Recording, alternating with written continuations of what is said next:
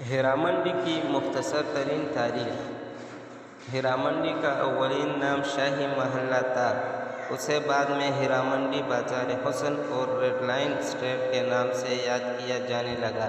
لاہور کے ایک نشریاتی ادارے نیوز الارب کے اینکر نوید رشید اپنے ایک ویڈیو رپورٹ میں ہیرامنڈی کے حوالے سے کہتے ہیں، ہیرامنڈی کا قیام 15ویں صدی میں مغلی دور حکومت میں عمل میں آیا۔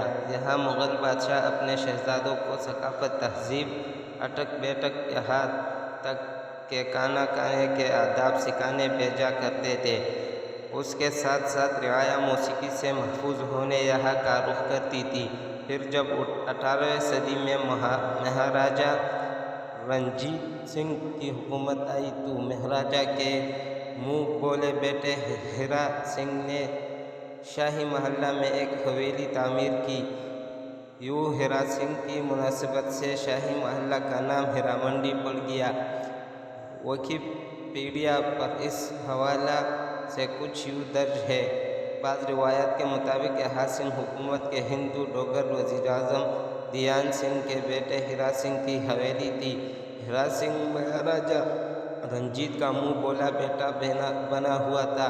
اپنے باپ دیان سنگھ کی موت کے بعد وزیر اعظم کے عہدے پر فائز ہوا۔ اس کے حویلی اور نام کی مناسبت سے لاہور شہر کا یہ حصہ ہیرامنڈی کہلاتا ہے۔